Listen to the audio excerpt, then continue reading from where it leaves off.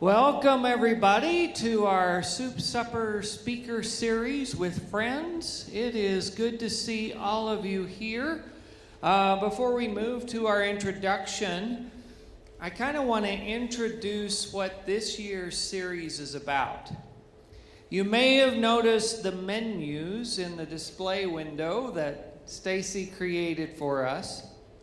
Well, when you look at the menu for this series, not the soup, but our speakers, you might wonder, what do these organizations possibly have in common with one another?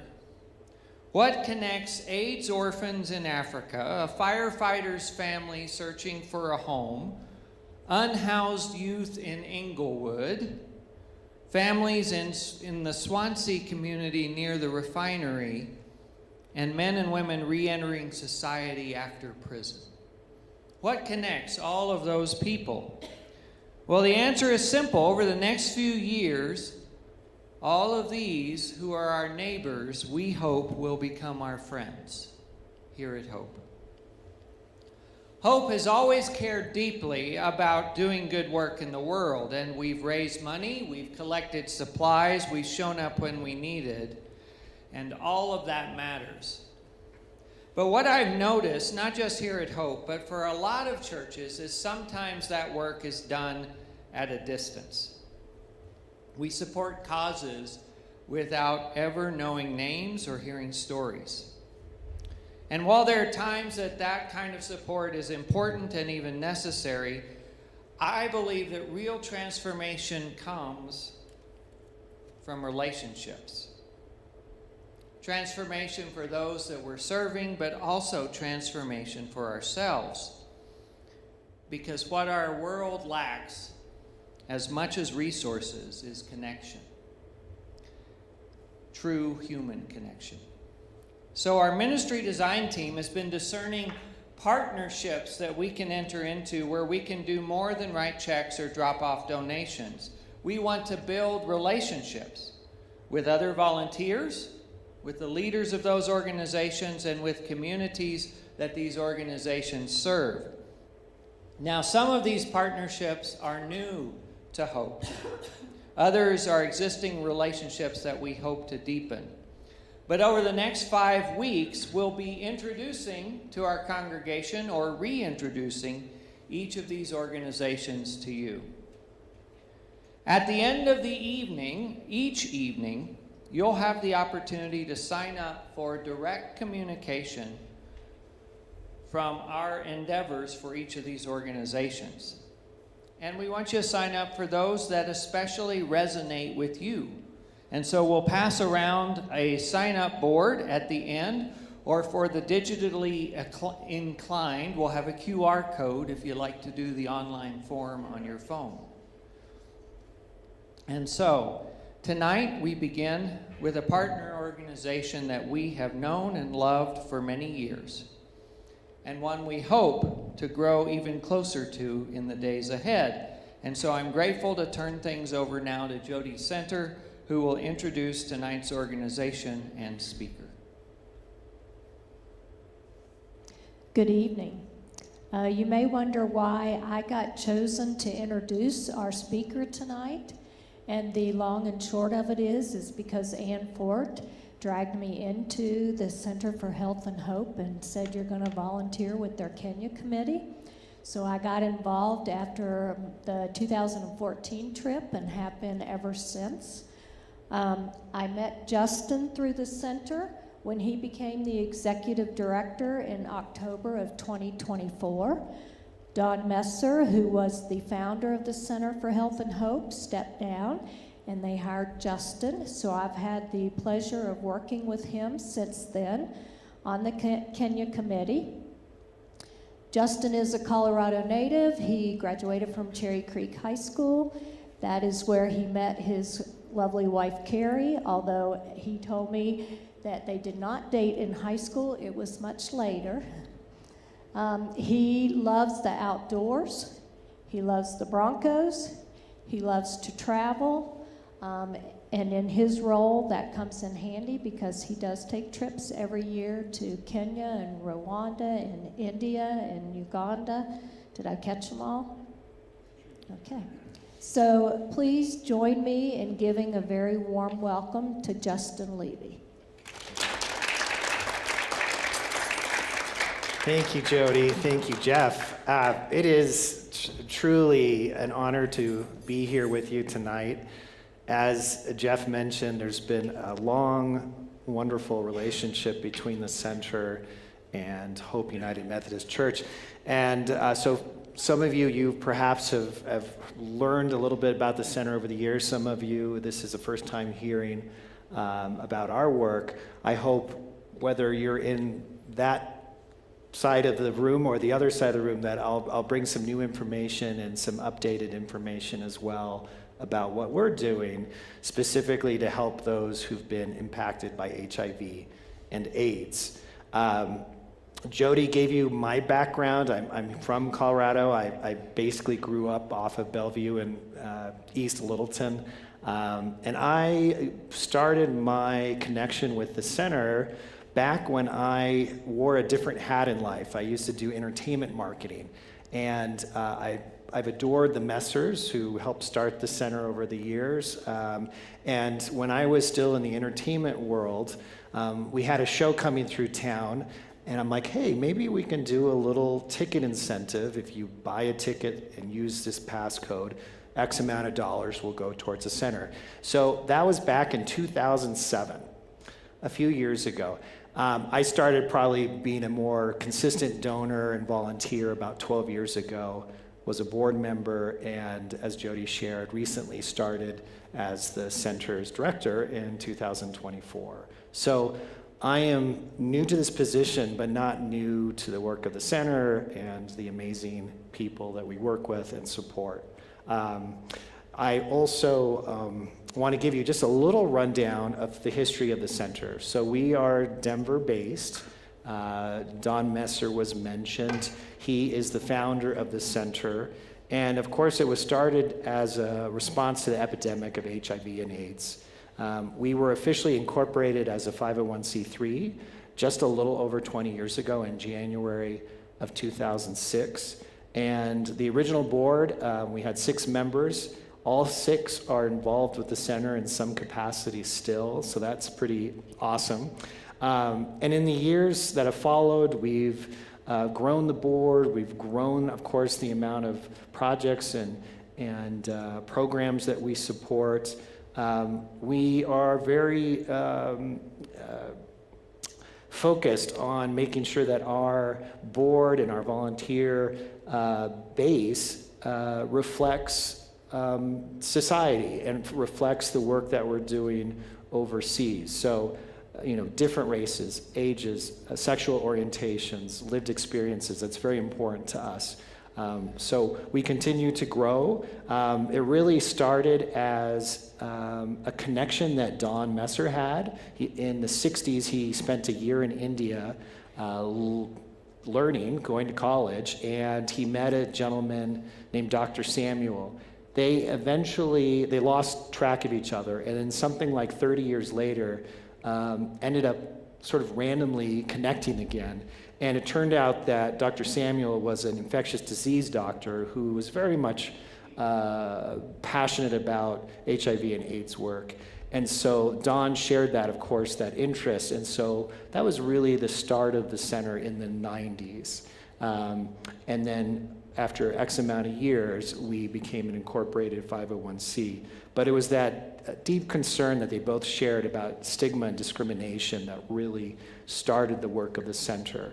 And eventually it grew into programs not only in India with Dr. Samuel, but in Africa. And we'll go into some of the details of what we do in those locations.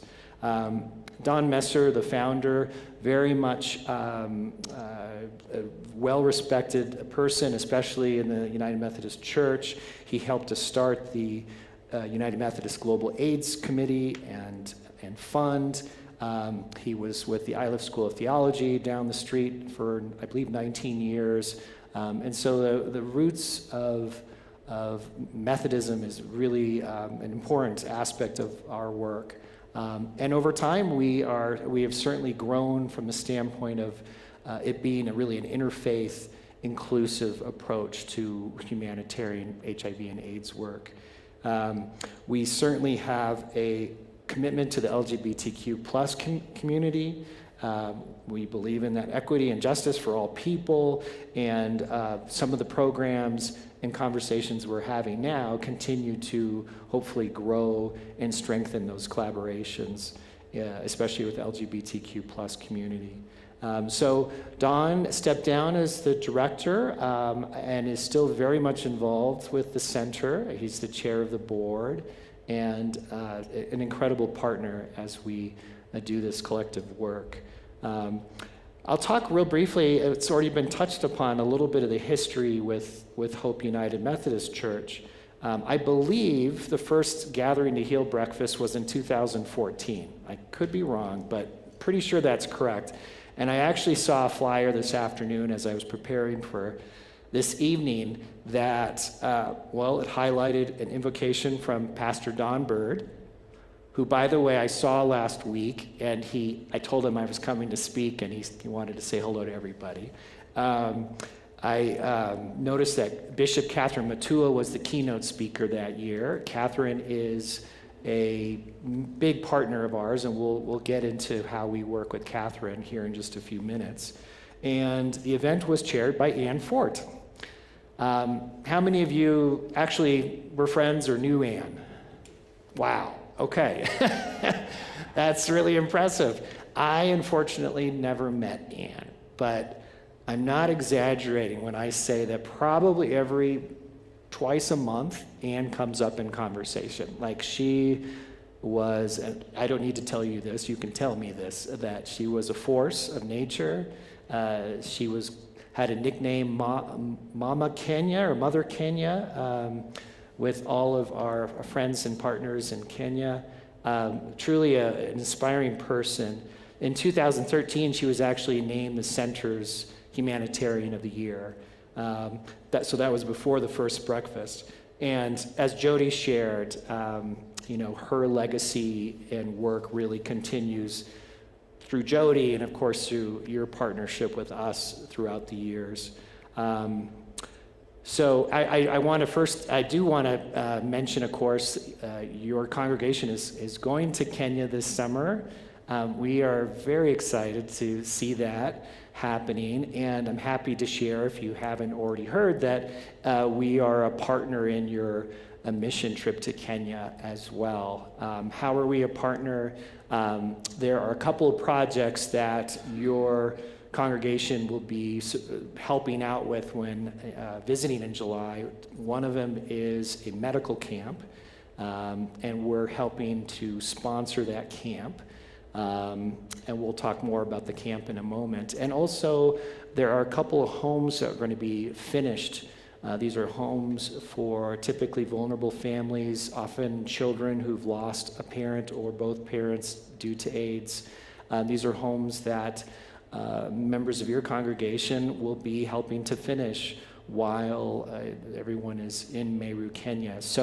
So thrilled that we can help with some of those initiatives and projects while you're in Meru, and can't wait to hear the stories and talk about that in the very near future.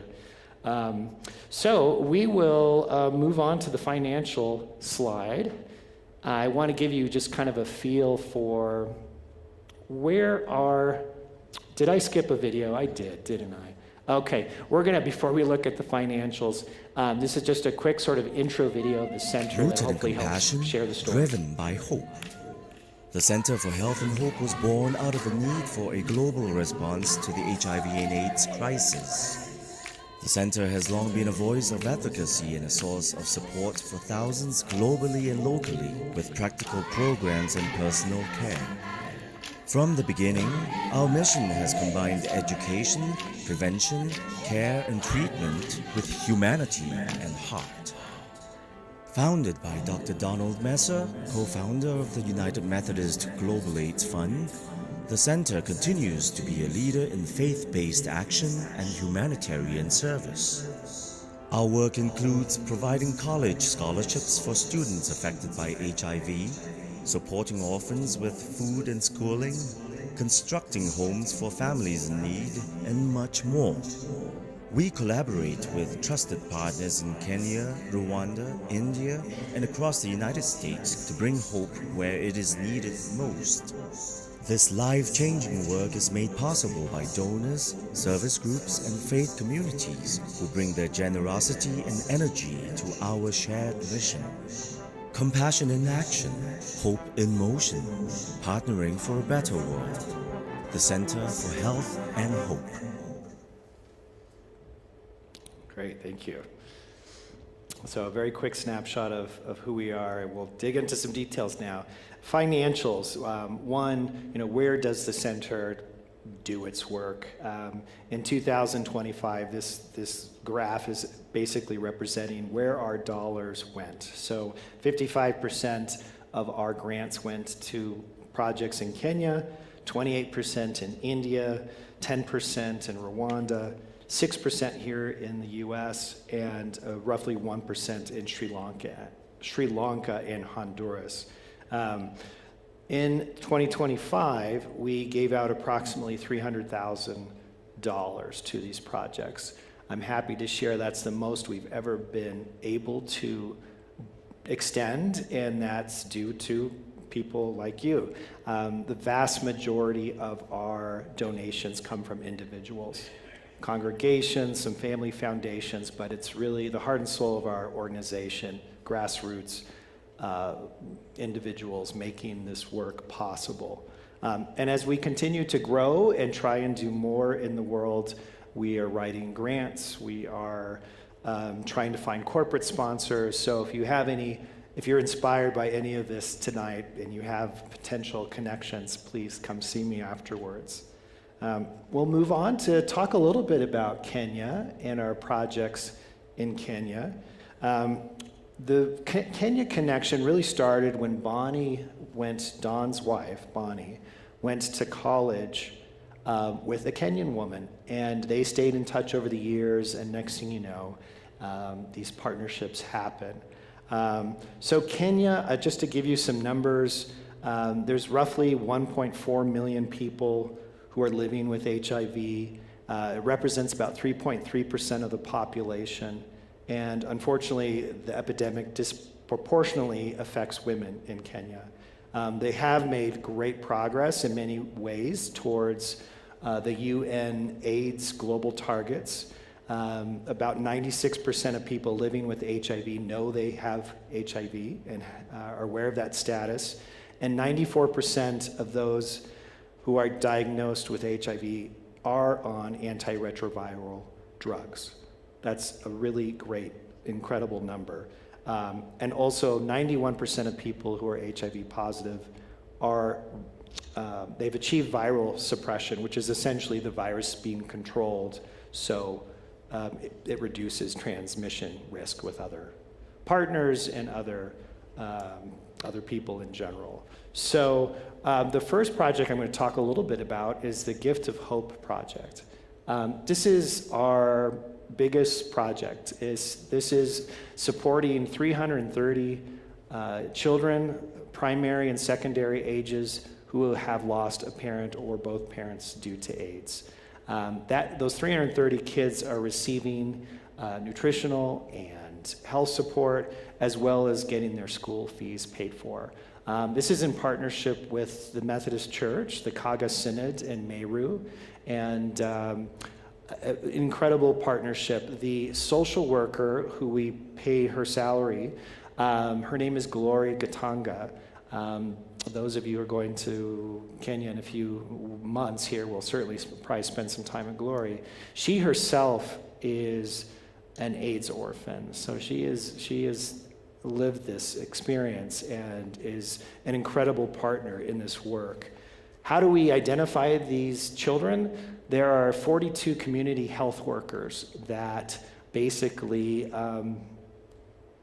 review the scenario, the neighborhoods, hearing who needs help, who's in dire straits, and then they coordinate with Glory what potential ways the Gift of Hope program can help.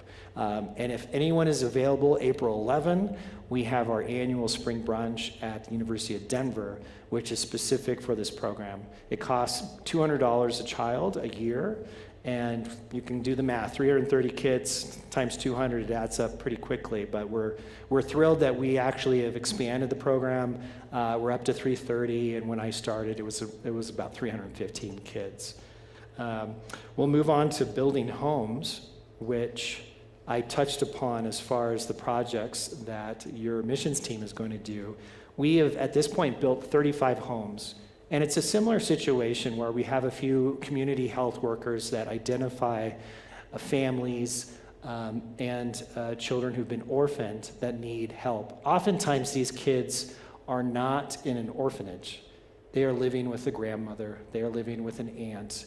They have family connections. But the grandmother might not have a suitable home. And so we help identify these families through a few partners, including Catherine Matua, who has been to your church. So 35 homes have been built this year. We have funds at the moment for 4 that we're planning to build. And just a fun little side story. So when I went this past July with a group of 12 to visit all of our center programs, my wife and I were celebrating our 25th wedding anniversary, and I surprised her by sponsoring one of the homes. So tons of tears, both of us. It was a very emotional and special moment for us, and really a neat thing to experience. We'll move on to the Methodist Treatment Center. I mentioned Catherine Matua being a dear friend and partner of the center. In more recent weeks, this fall, she was actually running for the bishop of the entire country of Kenya through the Methodist Church. Unfortunately, she lost, but we still get to keep her close with all the projects that we do with her. The Methodist Treatment Center is a substance abuse center, but what's exciting here is that it's actually expanding. It's currently in the process of growing into a psychiatric clinic, a pharmacy, a lab, an inpatient and outpatient clinic. We will be able, with the treatment center, to help the community in many, many ways.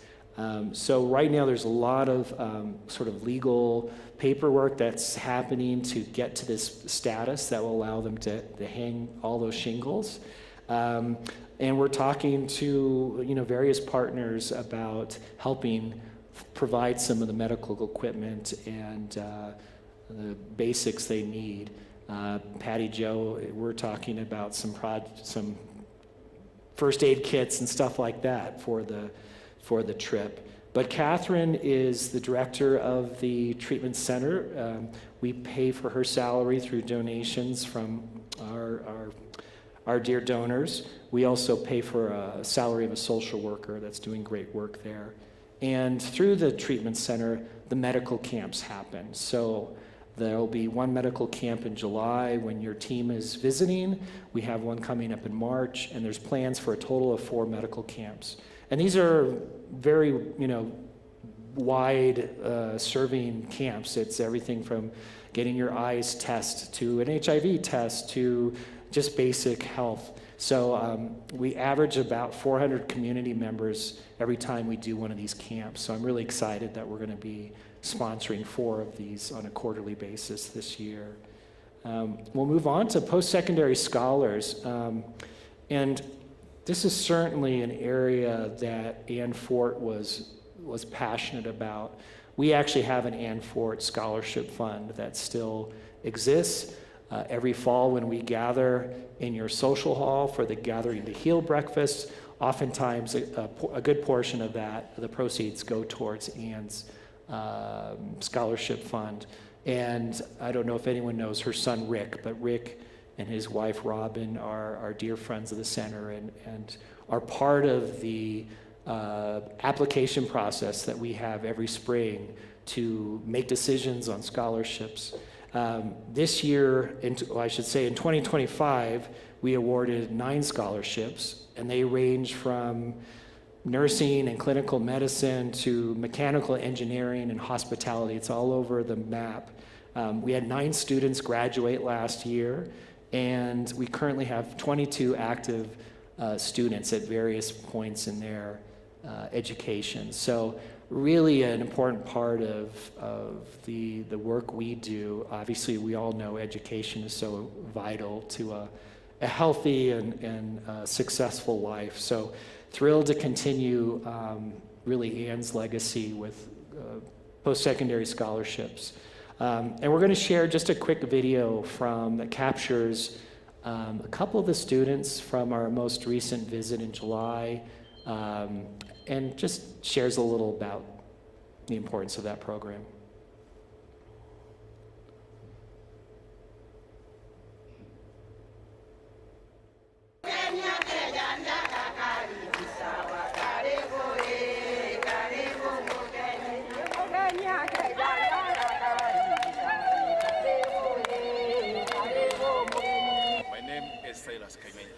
I thank our sponsors for the sacrifices they have made to be in Kenya this summer and for coming over here. The sponsorship that give these students does more than just paying fees. It has restored dignity, it has revived hope, and it has changed lives.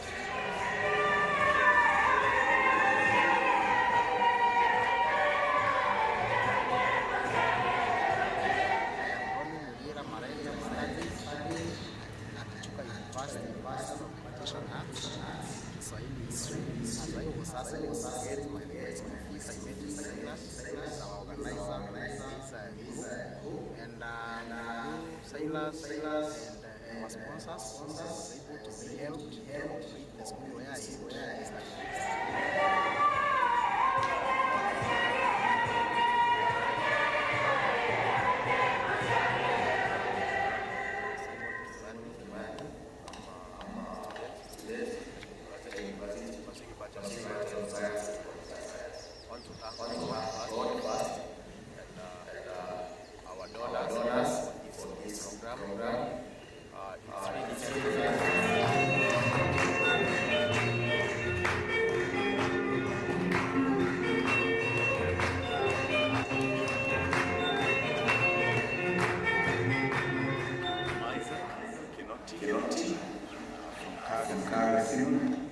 Quite many students have benefited and I'm aware that they integrate great things.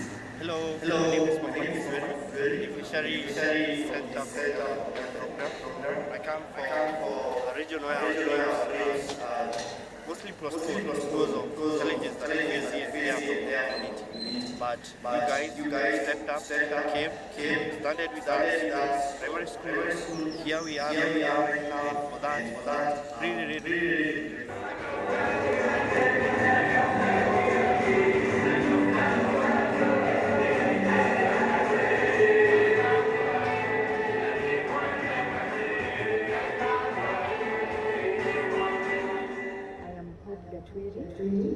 From our Methodist College of I am doing nothing. Even after I finished my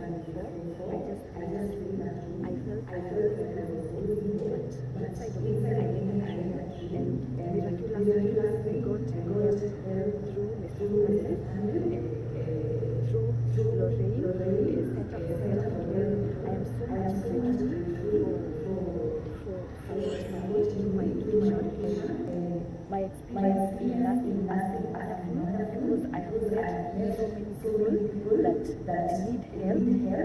I have realized that there is passion in helping people. I don't have words to express my gratitude. I am so much grateful.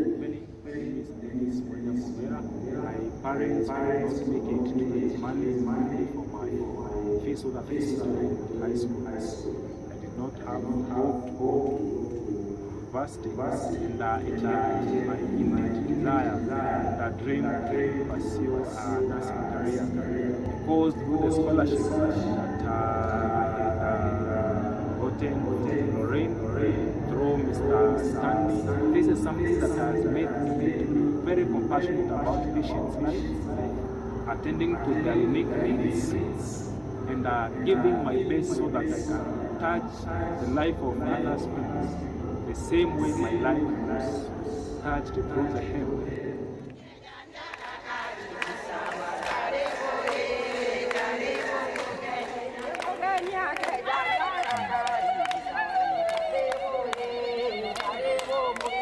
Very inspiring getting to meet a lot of students while we were in Kenya in July.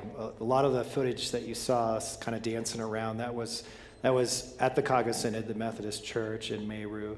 And the women that were wearing those red shirts that said Center for Health and Hope on the back, those are those community health workers that I mentioned that help identify children in need. They're a crucial element of the program. So we're going to move on to one of our projects, which is addressing period poverty. This year, I keep saying this year, but in 2025, we donated about $10,000 for 3 different projects, 2 in Kenya, 1 in India. And it's essentially providing sanitary pads, providing hygiene kits, mentorship, health education, training sessions. Period poverty is a real thing here in the United States as well, and we are excited to continue to support these projects as we can, as we raise funds to do so. But I just came back from India in January and went to a couple of workshops that were focused on period poverty and education, and it was really wonderful to see and be a part of.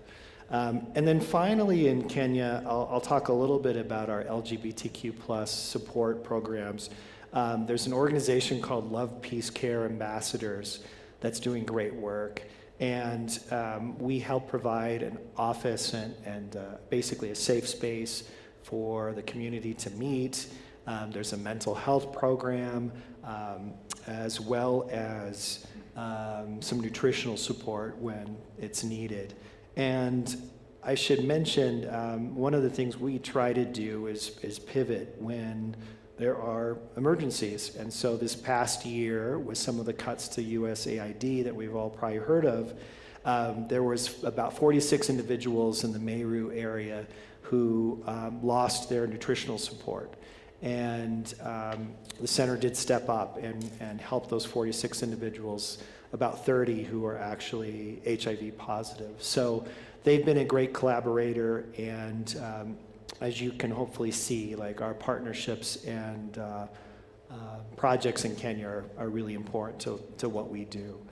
We're going to transition now to another amazing place, India. I mentioned I just got back from a trip. I was with 3 other center volunteers visiting our programs in Kolkata, Chennai, and Namakkal. My first time to India. And I'll share just a few highlights from some of our work here. First, some statistics. India has one of the largest HIV epidemics in the world. So there's approximately 3.14 million people living with HIV, which is the second highest globally. And the good news is there has been progress made towards those UN AIDS goals that I mentioned. About 81% of people have been diagnosed, 88% are taking treatment, and 97%, which is an incredibly high number, are achieving viral suppression. So progress is being made there. And we'll talk about, the next slide is really about some of the education programs that we support. Imagine Tutoring is a tutoring program that helps girls in 10th and 12th grade pass their exams. If you don't pass your 10th grade exams, often you're not continuing with school, and same with 12th. So it's really important to pass those exams, and we've had over 1,100 girls go through the program. We also work with nursing schools and present HIV and AIDS workshops. So when we were in Kolkata this January, we had a retired infectious disease doctor talk about HIV, how you get it, the history of medication. And then Don Messer, the founder of the center, really spoke on stigma and discrimination and how we can make the world a little better by understanding the realities of HIV and AIDS. Also, education-wise, I mentioned the period poverty classes, and then there's a children's home that we help support. This is in Kolkata. There's 50 children who live here. They are children who've lost their parents due to AIDS, and they go to public schools. We help with some of their school fees, some nutritional expenses, some health, including mental health support. And one of the highlights of the trip for me was just spending time with the kids. You know, you go on these trips and you spend time, you realize we're all in this together. We're all just humans, and smiles and laughter, and it was really a special time. And then in Chennai, we work with a group called the Tambaram Community Development Society, and through their support in collaboration, we do some vocational training and help about 30 families that have been affected by HIV in some manner. So education, obviously a big aspect of our work. And we'll move to the next slide, which is focused on the transgender community. Last year, we started supporting a trans shelter, supports 25 women, and the shelter is just that, a place to live. It's also like a community center, a safe place. And it also does incredible vocational work, vocational training. So these women can go out, find good jobs. We got to spend an afternoon with several of the members of this community, and it was really inspiring. And so I'm excited to see that continue to grow and prosper. We have an Aging with HIV program as well. Thank goodness, medication is relatively available, and it's very good. You can live a long, healthy life and be HIV positive. So as people age, just like any aging, there are support that's needed. And so this group is doing just that. Right now, there's 40 people involved with this program, and we're looking to expand that in the new year. And then I'll just mention one last thing on India, a Positive Women's Network. This is an organization that's international and does work here in the United States as well. We met with an advocacy group looking to continue to educate the community, and so we're exploring partnerships, a future partner with Positive Women's Network. And then I'll talk a little bit about Sri Lanka. I don't think I have a slide for Sri Lanka, but the last 3 nights of our trip, we went to Sri Lanka. This past year, we provided some funds to help with education workshops. They were mostly in prisons and substance abuse centers. Obviously, we all know you could get HIV by sharing a syringe. And so these workshops have hopefully been helpful in just general education. So when we were in Sri Lanka a few weeks back, that was part of our mission, was to be a part of these conversations about HIV and answering questions that people have. And they ran the gamut from, can I get HIV from a mosquito? Can I get it from sitting on a toilet seat? These are legitimate, real questions, and hopefully as we continue to support these types of conversations and people understand the reality of HIV, it will make the world a little safer and a little closer. We'll move on to Rwanda. Rwanda has become, an incredible area of focus for us. I think the financial slide said 10%. Rwanda's epidemic is moderate. There's approximately 230,000 people living with HIV. It's 2.7% of the population, so certainly something still to fight and work on. Like most countries, new infections continue to occur, and stigma and discrimination is absolutely an issue. So in Rwanda, we partner with a group called Inclusive Mission for Health and Hope. Yes, very similar to Center for Health and Hope, and the gentleman who started the organization was inspired by Dawn and the work of the center, and so that's why those names are so close. But Augustin is our partner, and our projects run the gamut from providing health insurance for families, providing goats and sheep so folks can have milk and have babies and sell animals and all that. We also provide nutritional support for about 320 children who have those needs. And then income generating projects. I didn't talk about this much with the recap of India, but that is something that we focus on and do in really all of these countries. How can we set up a person with a longevity as far as a livelihood? So we have multiple projects in Rwanda. There's a salon that we help sponsor. There's a brick making company. We have a sewing project, learning how to sew, and then of course selling the product.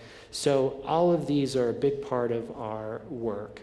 Also, when it comes to our work in Rwanda, we've hosted in just recent months multiple educational workshops. I mentioned the conversations we had at the substance abuse centers, addressing stigma, addressing discrimination. We have these conversations not just with young people or people in prison or people in school, but with clergy and lay leaders, and getting folks to embrace the situation, understand the situation, and be advocates for all the work that's being done. This next video, this is the last video of the evening, summarizes again our intent to try to pivot whenever we can when there's emergencies. So this past year, there was, and it still simmers a little bit, a military conflict between Rwanda and Congo. Many people were affected. We were able to jump in with the support of Inclusive Mission to help about 308 individuals. Roughly half are HIV positive people. So this video we're going to show really summarizes that work that was done.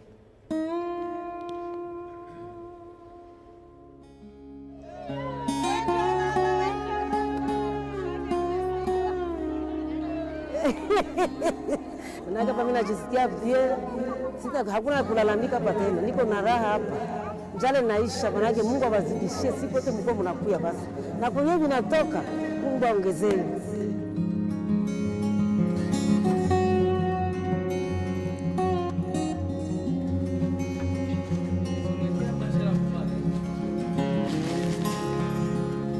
Je réponds au nom de Rémi Roignague. Je suis le responsable de la mission inclusive pour la santé et l'espoir. Nous avons pour mission d'encadrer les personnes marginalisées afin de leur permettre un accès équitable à la santé et le bien-être. Notre population cible, ce sont les personnes affectées au VIH, les personnes marginalisées et défavorisées, les victimes de violences basées sur le genre, les femmes et filles adolescentes, mais aussi les familles pauvres. Tunaishi munyumba, hatuna gisa ya kutusaidia, tunaona wandugu wanakia tusaidia, tunashukuru sana. Tunapata mafuta, tunapata bunga, mchele, sukari na savo na chumvi. Nashukuru sana juu wanatusaidia na hii kidogo na ingine mimi nayo itakuwa. Aujourd'hui, nous avions une activité qui consistait à une distribution de vivres. C'est une aide d'urgence qui nous a été envoyée par le Center for Health and Hope. 308 familles ont bénéficié de ces vivres et ils ont été très contents. Nous les remercions grandement. C'est un groupe qui était composé de personnes vivant avec le VIH et orphelins du VIH. C'est pourquoi vous avez vu même les enfants. Parmi ces enfants, il y a des enfants VIH positifs. Il y a aussi les enfants qui sont victimes de cette maladie. Ils ont perdu leurs parents ou l'un de ses parents à cause de VIH et SIDA.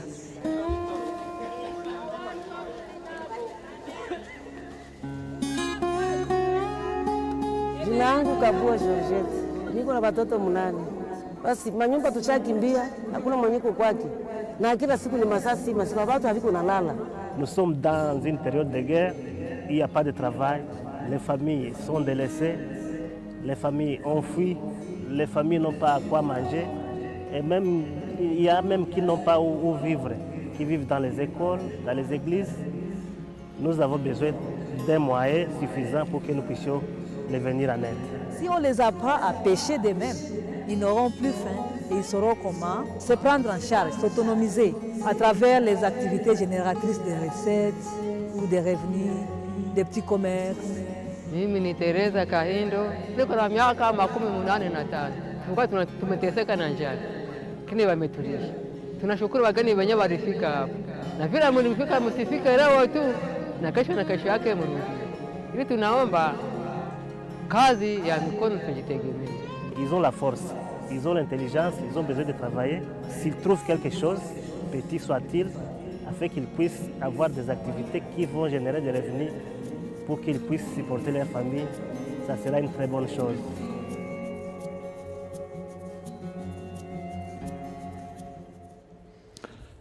Thank you. And yes, we're still in contact with those partners and working on initiatives in 2026. Well, finally, and I thank you for your patience, your attention. It's a lot of information I'm sharing tonight. I really appreciate you soaking it all in. Of course, we have HIV here in the United States, and working with the 1.2 million people here in our country who are HIV positive is certainly an important aspect of our work.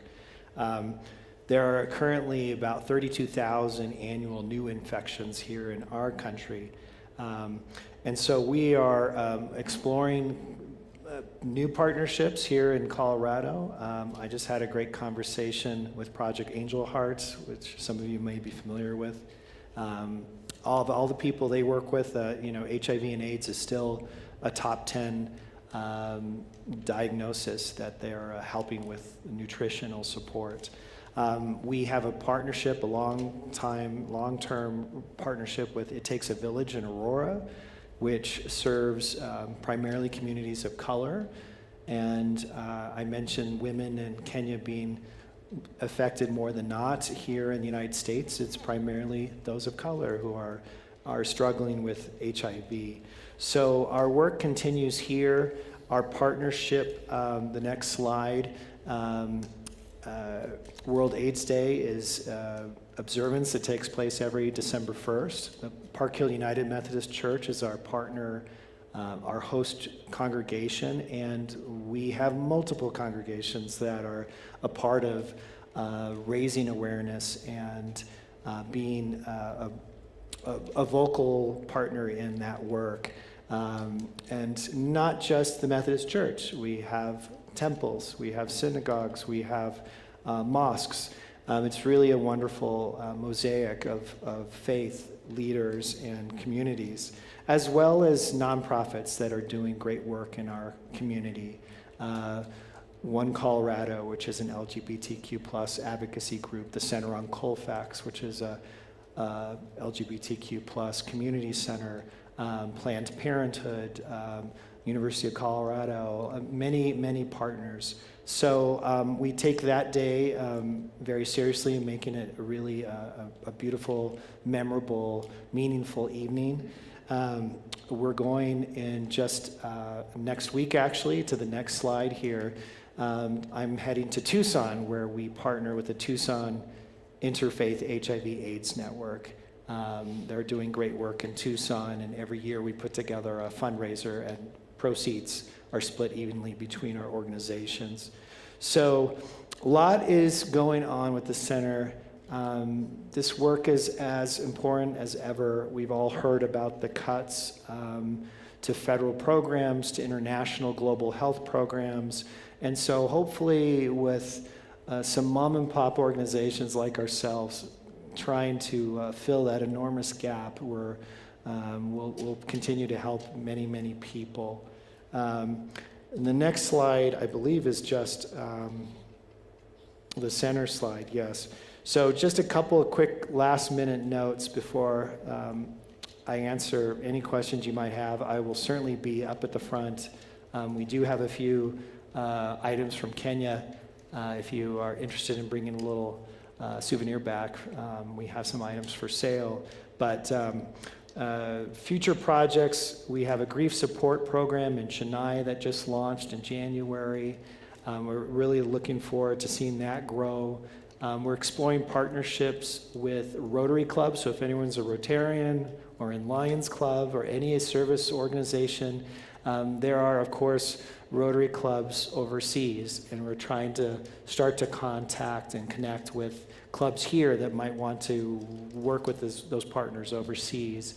So exploring those opportunities to connect and making sure, again, that we are able to hopefully flex when there are situations where we can come in and help the 46 individuals in Meru who needed food, or the military conflict in Rwanda and Congo, trying to identify areas where we can perhaps make a difference. So I will leave it at that, but just last not least, you obviously now know a lot more about the center than you did before the evening started. Yes, we love Venmo and checks and cash and all that stuff all day long, but there are many ways to help our work. There are committees, there are events you can volunteer at. We have, as mentioned, the breakfast here at Hope. We have the spring brunch coming up. We have a golf tournament in August. I encourage you to sign up for our e-newsletter. We send out an email once a month. We're not going to knock you over the head. But there are many ways to get engaged, and as shared, we're just so grateful for the partnership with Hope, continuing to build that partnership and do good work in the world. So I really appreciate you having me tonight. Thank you for your time.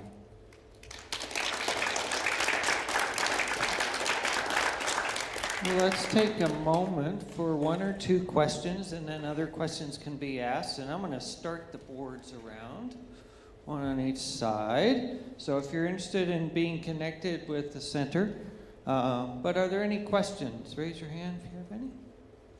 Oh, here's one, and then I'll get one in the back. You mentioned the period support. Is that the Days for Girls? It is not. Oh, it is. I'm not familiar with the same program. It's similar.